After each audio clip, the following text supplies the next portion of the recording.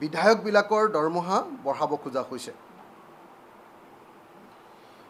একদম স্পষ্টভাৱে আপোনালোকক জনাব খুজিছোঁ যে ৰাইজৰ দলে এই মুহূৰ্তত অসমৰ বিধায়কসকলৰ দৰমহা বৃদ্ধিৰ বিৰোধী।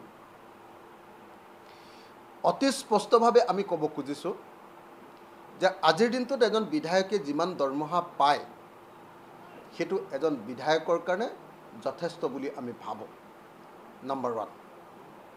নম্বৰ 2, আজিৰ দিনটোত অসমৰ এজন বিধায়কে পেঞ্চন পায় আৰু ফেমিলি পেঞ্চনো পায়, অথচ সেই বিধায়কে সেই চৰকাৰে আমি দেখিবলৈ পাইছোঁ যে চৰকাৰী চাকৰিয়ালবিলাকৰ পেঞ্চন নাইকিয়া কৰি OPSৰ ঠাইত NPS কৰাৰ ব্যৱস্থা কৰিছে। গতিকে এইটো একদম সাংঘাতিক ধৰণৰ জনগণ বিৰোধী এটা সিদ্ধান্ত। যি সময়ত বানপানী হৈ আছে সেই সময়ত বিধায়কৰ দৰমহা বৃদ্ধি কৰিবৰ কাৰণে কৰা কুচকাৱাজ কেতিয়াও মানি ল'ব নোৱাৰি। এই মুহূৰ্তত মই আপোনালোকক বিধায়কে কিমান দৰমহা পায় আমাৰ পে স্লিপৰ পৰা আপোনালোকক কৈ দিব খুজিছোঁ। এজন বিধায়কৰ বেছিক দৰমহাটো হ'ল 80,000 টকা।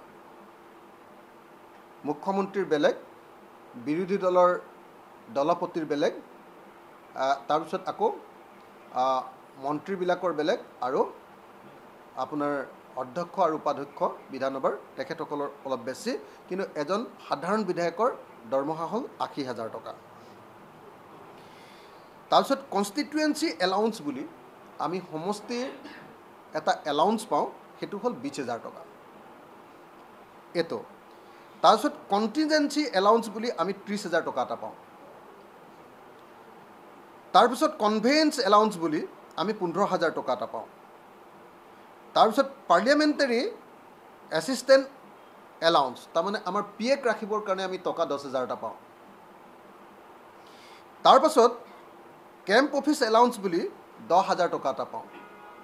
আমাৰ নিজৰ অফিচ মেইনটেনেন্সৰ কাৰণে আমি টকা 10,000 পাওঁ। আৰু টেলিফোন চাৰ্জৰ কাৰণে আমি 6,500 টকা পাওঁ আৰু নিউজ পেপাৰৰ কাৰণে 1,500 টকা পাওঁ। সৰ্বমুঠ এজন বিধায়কৰ সৰ্বমুঠ দৰমহা হৈ গৈ সকলোবিলাক লগাই সৰ্বমুঠ হৈ গৈ 1,73,000 টকা। তো গতিকে যি সময়ত এজন বিধায়কে 1,73,000 টকাৰ সৰ্বমুঠ তেওঁ ড্ৰ কৰে দৰমহা হিচাপে, 1 নম্বৰ। 2 নম্বৰ, এজন বিধায়কে তেওঁ পেঞ্চন পায়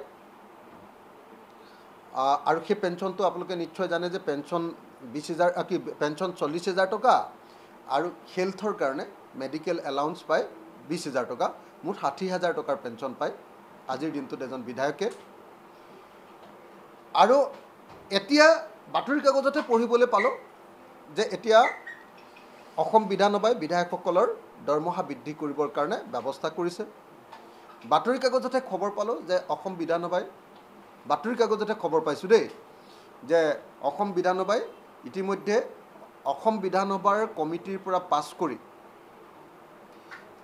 ইতিমধ্যে অধ্যক্ষৰ হাতত দাখিল কৰিছে আৰু অধ্যক্ষই ইতিমধ্যে সুভাষ দাস ডাঙৰীয়াক অধ্যক্ষ হিচাপে লৈ এখন কমিটি তৈয়াৰ কৰি দিছে। এই খবৰ আমি ইতিমধ্যে লাভ কৰিছোঁ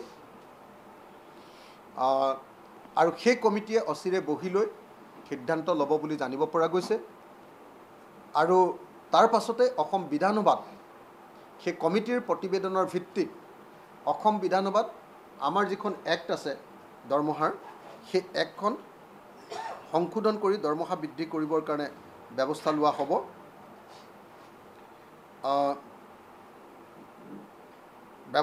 হ'ব। The Assam speakers and deputy speakers salary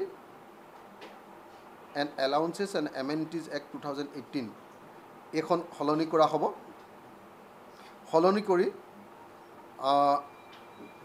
নতুন দৰমহা নিৰিখ ঠিক কৰা হ'ব বুলি Assam chief ministers and leaders of the opposition salary allowances and amenities act 2018 এনেকৈ 3খনমান এক্ট আছে। সেই এক্টকেইখন সলনি কৰি সংশোধন কৰি বিধানসভাত দৰমহা বৃদ্ধি কৰিবৰ কাৰণে যত্ন কৰা হ'ব। মই অসমৰ ৰাইজক প্ৰতিশ্ৰুতি দিছোঁ যে অসম বিধানসভাত যেতিয়াই বিলখন আহিব সেই বিলৰ বিৰুদ্ধে ৰাইজৰ দলে তীব্ৰ প্ৰতিবাদ কৰিব। আমি ৰাইজৰ দলে বিধায়কসকলৰ দৰমহা মুখ্যমন্ত্ৰীৰ দৰমহা আৰু স্পীকাৰৰ দৰমহা এই মুহূৰ্তত বৃদ্ধি কৰাৰ পক্ষপাতী নহয়।